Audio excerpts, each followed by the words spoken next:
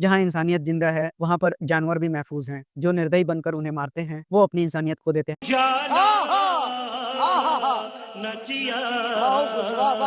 नमस्कार, मेरा नाम अभिषेक है और आप देख रहे हैं करंट अफेयर न्यूज़ एनालिसिस को। आइए शुरुआत करते हैं अपने इस करंट अफेयर के एनालिसिस को, जहाँ पर state of rhino report 2025 publish हो चुका है। अभी मजा आएगा ना भिड़ो। अब अगर करंट सिचुएशन की बात करें तो आज दुनिया में सिर्फ 27,000 राइनोज बचे हैं। क्या बोला तूने? एक सेंचुरी पहले यानी 1900 के आसपास की अगर बात करें तो 5 लाख राइनोज अफ्रीका और एशिया में घूमते थे। क्या बात कर रहे हैं? मतलब 95% से ज्यादा पॉपुलेशन ऑलरेडी खत्म हो चुकी है। यही नहीं, अभी और सुनिए। अब अगर हम इनके इम्पोर्टेंट स्पीसीज को देखें तो आइए समझते हैं इनके डेटा से कि क्या हुआ है। तो देखिए, मुख्यतः 2 स्पीसीज हैं, अफ्रीकन और एशियन। अफ्रीकन के अंतर्गत ब्लैक राइनो और व्हाइट राइनोज आता है, वहीं एशिया के अंतर्गत great one horn rhino, Sumatran rhino और जावान राइनो आते हैं। आपको बता दें कि दुनिया का जो सबसे ज्यादा राइनोज को आबादी रखता है वो है दक्षिण अफ्रीका। लगभग 70% वर्ल्ड का आबादी जो राइनोज से संबंधित है वो दक्षिण अफ्रीका के पास है।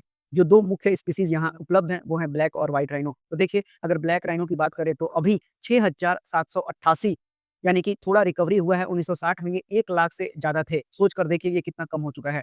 वहीं अगर व्हाइट राइनो की बात करें तो 15,752 हो चुके हैं, यानी कि लगातार इसमें डिक्लाइन हो रहा है।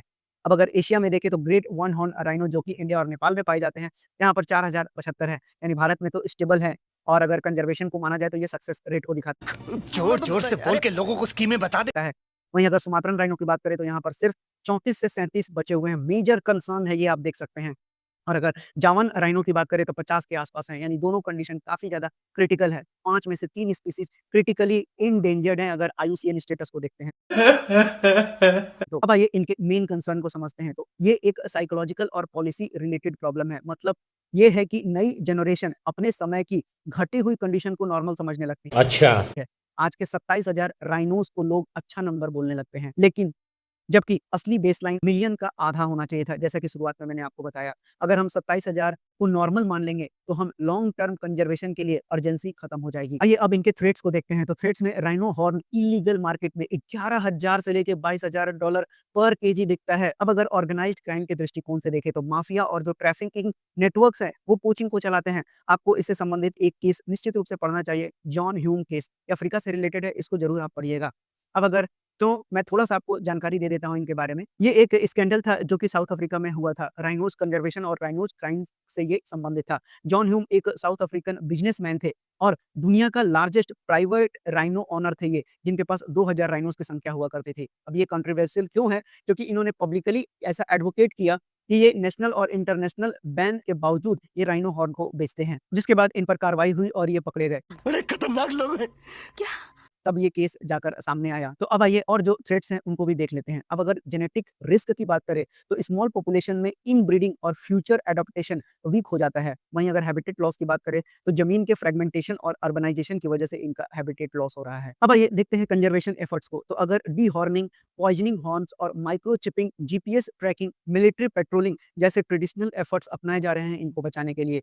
वहीं अगर नई टेक्निक की बात करें तो राइनो हॉर्न, जो कि मैंने आपको कुछ दिन पहले सेशन में कवर किया था कि रेडियो एक्टिव आइसोटोप्स इंजेक्ट किया जा रहा है ताकि बॉर्डर पे कस्टम्स इजीली डिटेक्ट कर सके। वहीं अगर डिमांड के रिडक्शन के दृष्टिकोण से देखें तो एशिया में अवेयरनेस कैंपेन, जहां सबसे ज्यादा डिमांड है, ये चलाया जा रहा है। अब अगर सक्सेस स्टोरी के दृष्टिकोण से देखें तो व्हाइट राइनो एक टाइम पे 200 से कम बचे थे, लेकिन इनका कंजर्वेशन किया गया था जो 20,000 से अधिक हो गया था। हे भगवान, तेरी लीला अपरंपार है।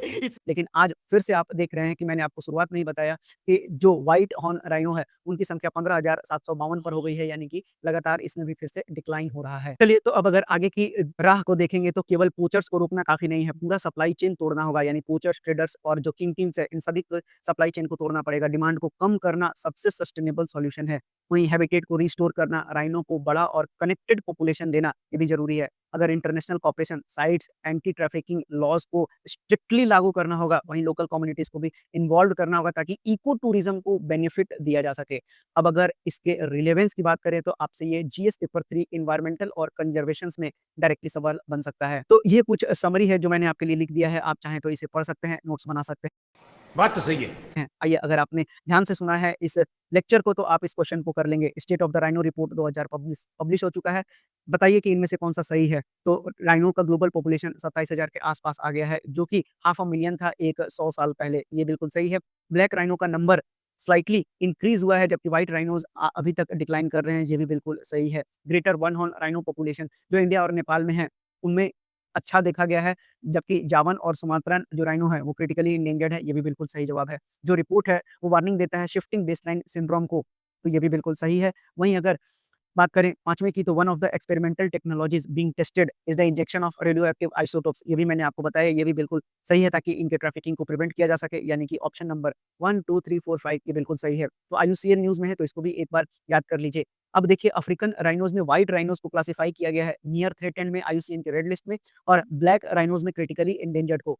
और उसी तरह से ग्रेट वन हॉर्न राइनो को वल्नरेबल की कैटेगरी में रखा गया है, जावन को क्रिटिकली एंडेंजर्ड और सुमात्रन को भी क्रिटिकली एंडेंजर्ड में रखा गया है। वहीं अगर आईयूसीएन की बात करें तो international union for the conservation of nature है। इसका पुराना नाम था प्रोटेक्शन ऑफ नेचर, यानी कि जहाँ कंजर्वेशन था वहाँ प्रोटेक्शन था, तो प्रोटेक्शन मत करके आइएगा ऑप्शंस में। अब अगर इसके हेडक्वार्टर की बात करें तो ये ग्लैंड स्विट्जरलैंड में है। वहीं इसकी स्थापना 5 अक्टूबर 1948 को फ्रांस में किया गया था और इसके फाउंडर थे जूलियन हक्सली। अभी अगर सीईओ की बात करें तो ब्रूनो ओबरली इसके सीईओ है। तो ये थे आपके करंट अफेयर के न्यूज़ एनालिसिस। मजा आया। मिलते हैं कल, तब तक के लिए धन्यवाद।